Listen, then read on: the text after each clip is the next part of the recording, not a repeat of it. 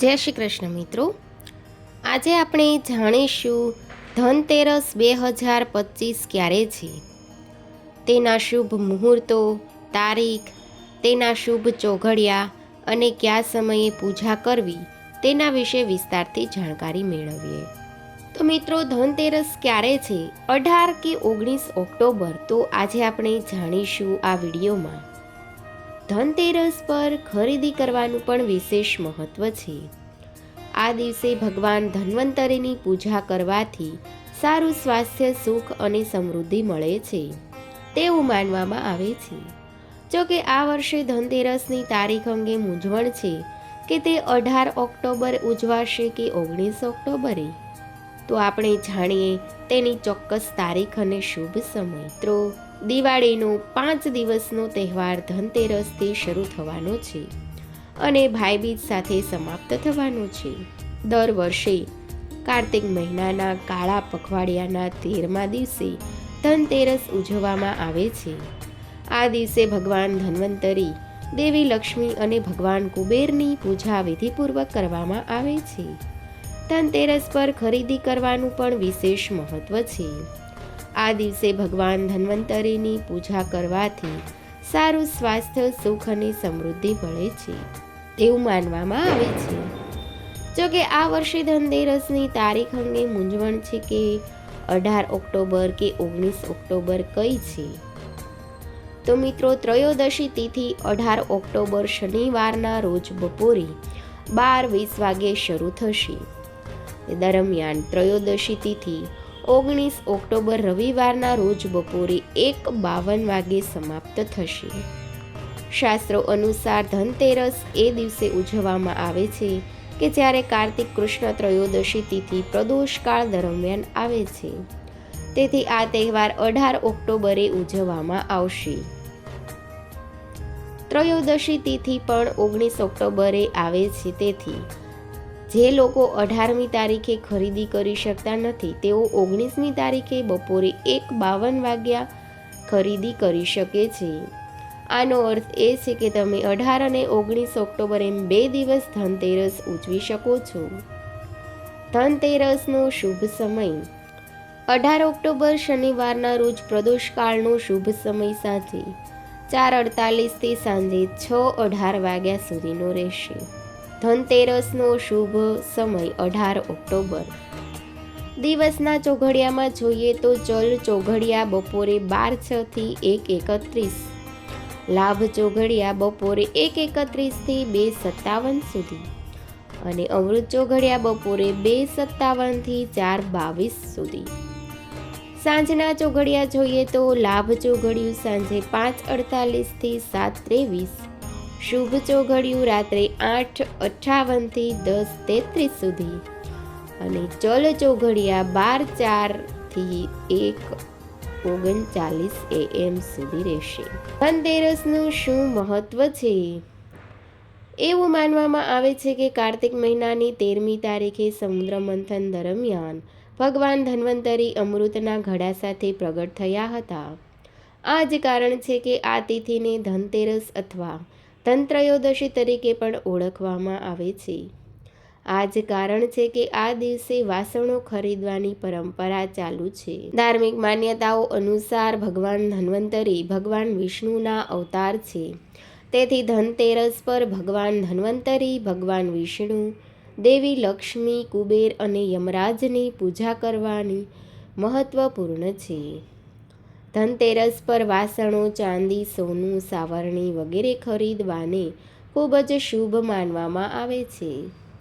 આ દિવસે ખરીદી કરવાથી સંપત્તિમાં 13 ગણો વધારો થઈ શકે છે. હવે આપણે જાણીશું કે ધનતેરસ પર પૂજા માટેનો શુભ સમય કયો છે. ધનતેરસ પર પૂજા કરવાનો શ્રેષ્ઠ સમય 18 ઓક્ટોબરે સાંજે 7:44 થી 8:41 વાગ્યા સુધીનો છે. ભગવાન ધન્વંતરી, દેવી લક્ષ્મી અને ધનના દેવતા કુબેરની પૂજા કરવામાં આવશે. પૂજા કરતા પહેલા પૂજા સ્થળને સાફ કરો. એક ચબૂતરો પર લાલ કે પીળો કપડું પાથરો અને તેના પર ભગવાન ધન્વંતરી, દેવી લક્ષ્મી અને કુબેરની મૂર્તિ અથવા ચિત્ર મૂકવું. ચબૂતરોની બાજુમાં ધનતેરસ પર લાવેલા વાસણો, સોના ચાંદીના સિક્કા, ઘરેણાં વગેરે મૂકવું. જો તમે કંઈ લાવ્યા નથી તો થોડા પૈસા મૂકવું. પહેલાં દીવો પ્રગટાવો. ફળ, ફૂલો, મીઠાઈઓ અને ધાણાના બીજ, જે સંપત્તિનું પ્રતીક માનવામાં આવે છે, ભગવાનને અર્પણ કરો. પૂજા પછી શ્રદ્ધાપૂર્વક ધનતેરસની વાર્તા સાંભળો. છેલ્લે આરતી કરો અને સ્વસ્થ જીવન અને સુખ અને સમૃદ્ધિ માટે ભગવાન પાસે આશીર્વાદ માંગો. ધનતેરસ પર કઈ વસ્તુ ખરીદવી ખૂબ લાભકારક છે? ધનતેરસનો ઉલ્લેખ થાય ત્યારે સૌથી પહેલી વસ્તુ જે ધ્યાનમાં આવે છે તે ખરીદી કરવાની પરંપરા. આ પરંપરા લોકોમાં ધાર્મિક માન્યતા તરીકે અસ્તિત્વમાં છે. સોનું અને ઘરેણાં. સોનું પવિત્રતા અને સંપત્તિનું પ્રતીક છે. આ દિવસે સોનું ખરીદવું અને ઘરમાં દેવી લક્ષ્મીના આગમનનું પ્રતીક માનવામાં આવે છે. ચાંદીની વસ્તુઓ. ચાંદી શક્તિ અને પવિત્રતાનું પ્રતીક છે. ચાંદીના સિક્કા, વાસણો અને મૂર્તિઓ નકારાત્મક ઉર્જાને દૂર કરે છે અને ઘરમાં સૌભાગ્ય લાવે છે. નવા વાસણો. આ દિવસે ઘરમાં નવા વાસણો ખરીદવા અને લાવવાની પરંપરા છે. એવું માનવામાં આવે છે કે નવા વાસણોનો ઉપયોગ કરવાથી દેવી લક્ષ્મીનો આશીર્વાદ મળે છે. ભગવાન ગણેશ અને દેવી લક્ષ્મીની મૂર્તિઓ. આ દિવસે ઘરમાં લક્ષ્મી અને ગણેશજીની મૂર્તિઓ લાવવી ખૂબ જ શુભ માનવામાં આવે છે. દિવાળીની રાત્રે આ મૂર્તિઓની પૂજા કરવામાં આવે છે. સાવરણી ખરીદવી.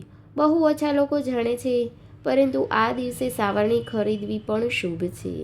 એવું કહેવાય છે કે સાવરણી ઘરમાંથી ગરીબી દૂર કરે છે અને દેવી લક્ષ્મીને પ્રસન્ન કરે છે. ધનતેરસની પૂજા અને ખરીદી માટેના શુભ સમયમાં જોઈએ તો પૂજા માટે શુભ સમય સાંજે 7:16 થી 8:20 રહેશે. અભિજીત મુહૂર્ત સવારે 11:23 થી 12:29 સુધીનું રહેશે. ખરીદી માટે શુભ સમય બપોરે 12:15 થી 1:30 અને બપોરે 2:30 થી 4:15 સુધીનો રહેશે. હવે આપણે જાણીશું કે યમરાજ માટે દીવા પ્રગટાવવાની રીત. ધનતેરસના દિવસે યમરાજ માટે દીવા પ્રગટાવવાથી અકાળ મૃત્યુનો ભય દૂર થાય છે. આ દિવસે મુખ્ય પ્રવેશ દ્વાર પર 13 દીવા અને ઘરની અંદર 13 દીવા પ્રગટાવો. દક્ષિણ દિશા તરફ મુખ રાખીને દીવા પ્રગટાવો. હાથમાં દીવો લઈને ઘરની આસપાસ ફરો અને અંતે તેને મુખ્ય પ્રવેશ દ્વારની દક્ષિણ બાજુએ મૂકો. દીવા પ્રગટાવવાનો શુભ સમય સાંજે 6 થી 8:35 વાગ્યા સુધીનો છે. ધનતેરસના દિવસે દીપદાન કરવાથી વ્યક્તિ યમ દ્વારે અપાતી યાતનાઓમાંથી મુક્ત થઈ જાય છે. અકાળ મૃત્યુનો ભય ટળી જાય છે. ધનતેરસ યશ, વૈભવ, સુખ, સમૃદ્ધિ અને કીર્તિનું પ્રતીક મનાય છે. ધનતેરસની સાંજે દીપદાન કરવામાં આવે છે. એવું માનવામાં આવે છે કે આમ કરવાથી યમ પ્રસન્ન થાય છે અને વ્યક્તિનું અકાળે અવસાન નથી થતું. જો કે આ દિવસે દીવો પ્રગટાવવાની રીત અન્ય દિવસો કરતાં અલગ હોય છે. તો જાણીએ આપણે કઈ રીતે દીપક પ્રગટાવવો જોઈએ. આમ તો ધનતેરસની સાંજે મુખ્ય દ્વાર પર 13 અને ઘરની અંદર 13 દીપ પ્રગટાવવાના હોય છે. આ કામ સૂર્યાસ્ત થાય પછી કરવામાં આવે છે, પરંતુ યમનો દીવો ઘરના બધા જ સભ્યો ઘરે આવી જાય અને જમી લીધા પછી સૂવાના સમયે કરવાનો હોય છે. આ દીપ પ્રગટાવવા માટે જૂના દીવાનો ઉપયોગ કરવો જોઈએ. તેમાં સરસ્યું નાખીને રૂની દિવેટ કરો. ઘરેથી દીપ પ્રગટાવીને ઘરની બહાર દક્ષિણની તરફ નાલી કે કચરાના ઢગલા પાસે મૂકી દો. સાથે જ જળ પણ ચઢાવો અને એ દીવા તરફ જોયા વિના ઘરે પાછા ફરો. તો મિત્રો, આ હતી ધનતેરસ વિશેની સંપૂર્ણ જાણકારી. વિડીયો ગમે તો ચેનલને લાઇક કરજો, શેર કરજો અને સબસ્ક્રાઈબ કરવાનું ભૂલતા નહીં. Thanks for watching.